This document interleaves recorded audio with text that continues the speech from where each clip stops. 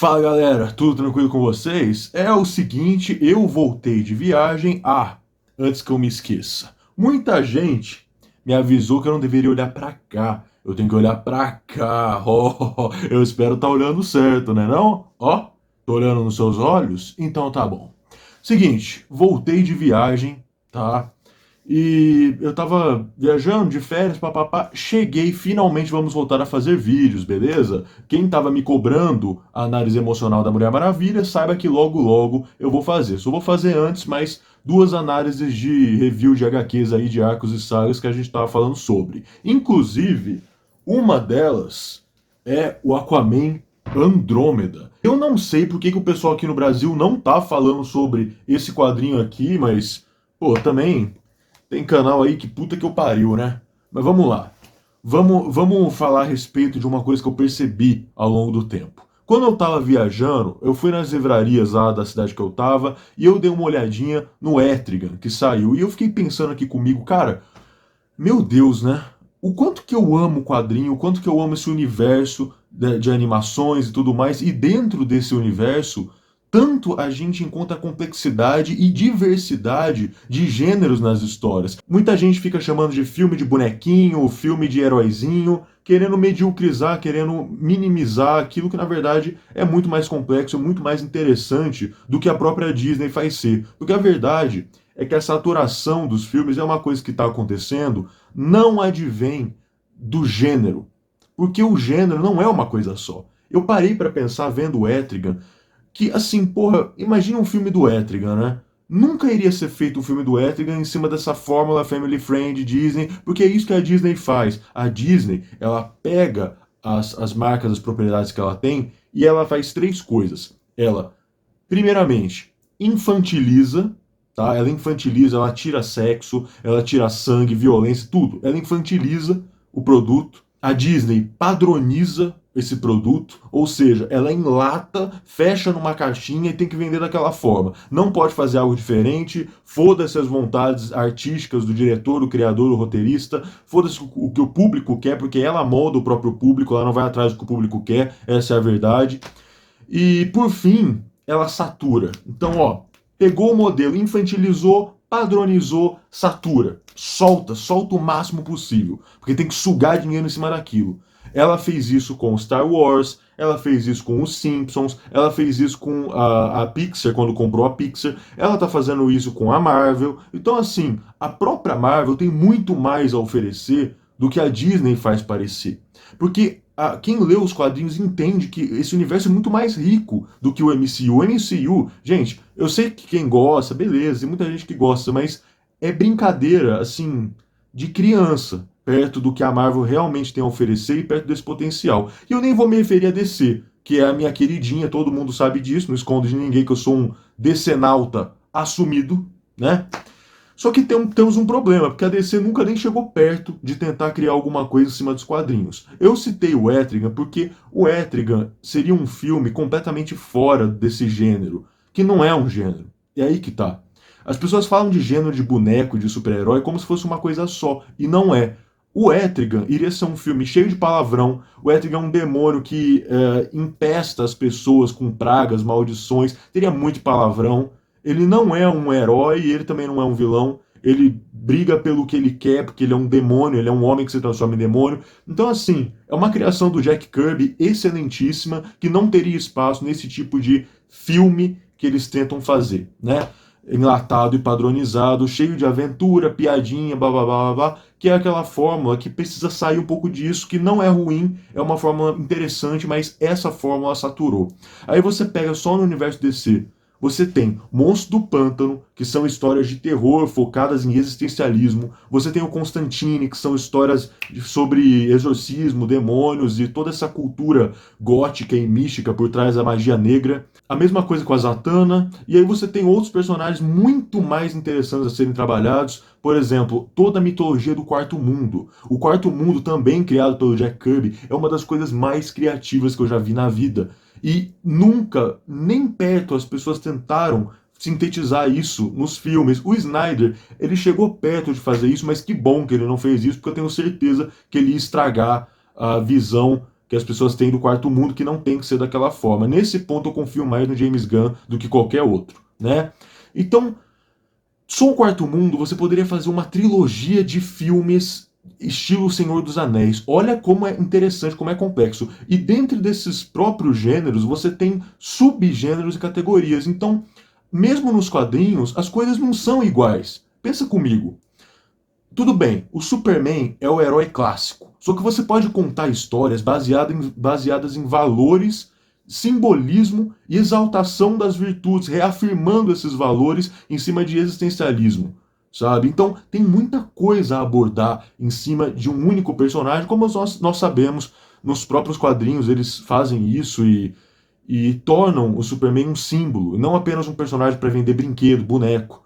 É muito mais do que isso. As histórias do Batman são todas histórias focadas em detetive, investigação, criminalidade urbana, que é interessante se comentar sobre psicologia, psicanálise, são coisas que estendem o universo do Batman em uma fórmula que não é necessariamente heróica. Até porque o The Batman saiu dessa fórmula MCU e tentou alguma coisa nova, e deu muito certo. O The Batman é um filme noir. Ele não é um filme de super-herói nesses moldes que a gente conhece, é um filme noir. É isso que é interessante. Aí você pega outras histórias, Mulher Maravilha. Mano, Mulher Maravilha é história sobre mitologia grega, sobre as Amazonas, guerreiras, bem ao estilo Game of Thrones, misturado com God of War. Até como nós vimos na fase do Brian Azzarello, que poderia ser adaptada, né? Eu fico pensando como que isso nunca foi nem perto de ser feito nos cinemas.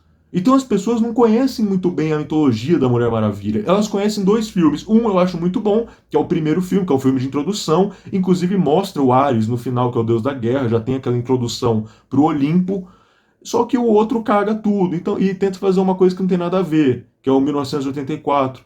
Para quem não sabe, tem uma saga do Jorge Pérez que chama A Guerra dos Deuses, que basicamente consiste nos novos deuses de Apocalipse, que eu citei no Quarto Mundo, descendo para os deuses antigos da mitologia grega, Zeus, Poseidon, etc., querendo tomar o trono do que é deles, destituindo os antigos deuses em cima dos novos deuses. E a Mulher Maravilha está no meio, a Diana está no meio disso, tendo que lutar contra os deuses antigos, ou melhor, em nome dos deuses antigos, contra os novos deuses. E, tipo, a galera de Apocalipse e de Nova Gênesis é muito forte. Muito forte. Tá no nível dos melhores heróis, assim, mais poderosos da DC. E tudo isso é muito da hora de você pensar. E nunca foi adaptado. A saga dos deuses do Brian Azzarello, por exemplo, é uma puta saga da Mulher Maravilha protegendo uma garota que foi engravidada por Zeus e tá carregando o filho de Zeus dos outros deuses do Olimpo, tendo que se virar e se voltar contra eles. E em torno disso tem o Hermes como aliado protegendo as duas. Então, assim, tudo isso é muito da hora.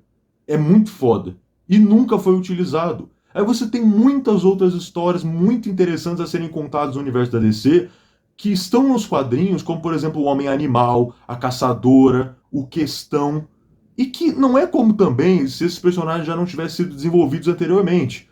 Tipo assim, a gente tem uma Liga da Justiça Sem Limites, que é um dos melhores desenhos e animações da história do mundo dos quadrinhos, e os caras não usaram pra nada. Então, assim, eu não entendo como que eles têm tanta coisa nas mãos e não conseguem trabalhar com isso. Eu citei da Mulher Maravilha ser uma história sobre deuses gregos, etc., mitologia, mas outros núcleos da DC são sobre outras coisas. O Lanterna Verde, por exemplo, tem todo um núcleo trabalhado das emoções em cima de, veja só, ficção científica, de aventuras espaciais envolvendo emoções, espectro emocional. Você tem diversos tipos de tropas dentro da mitologia. Você pode fazer, sem brincadeira, não estou brincando, você pode fazer um filme do Lanterna Verde envolvendo cada tropa, que é uma criação do Geoff Johns. Então você tem a tropa azul, a tropa amarela, que é a Ciné, a tropa vermelha, as Safiras Estrelas, que é a tropa rosa, a tropa índigo, a tropa laranja, que é composta por um cara só, que é o Light Fleece. Então, assim, olha quanta coisa você tem para trabalhar e os caras não trabalham. Os caras não conseguem fazer algo decente.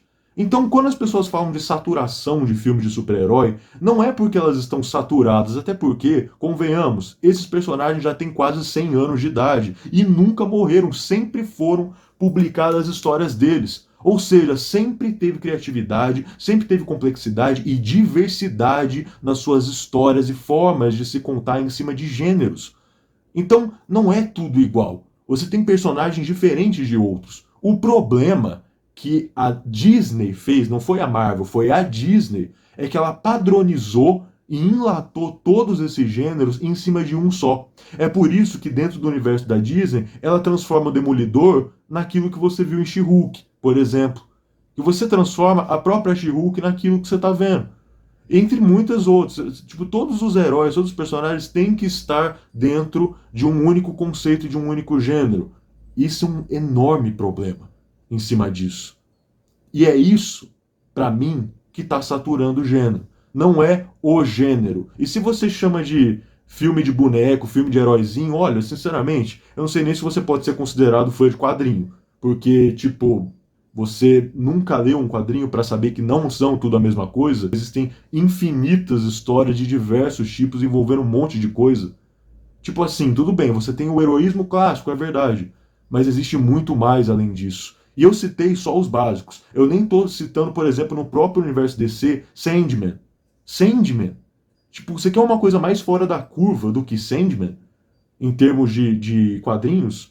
Então, assim, vamos se atentar a esse fato de que o que realmente está dando errado é sempre a mesma fórmula. Então, eu confio no James Gunn para fazer agora um universo em cima do Superman Legacy, depois mais para frente outros personagens, em que eles saibam como contar uma história e, principalmente, desvinculem esses vícios e excessos que as pessoas se acostumaram com a Disney no MCU. Então o James Gunn aqui está tendo a chance de fazer algo novo, de moldar e contar novos universos e novas histórias em cima dessa complexidade de quadrinhos que ele entende e que ele já fez sim muitas histórias boas sobre isso. Vide aí o próprio Guardiões da Galáxia, que é bem fora da curva em relação ao MCU. Você tem o Pacificador e o próprio Esquadrão Suicida, que foram ótimos, excelentes trabalhos que ele fez. Então eu confio sim nele agora para começar a trabalhar outros personagens de diferentes fórmulas. Ele disse uma vez uma coisa que eu concordo plenamente, que é a ideia de que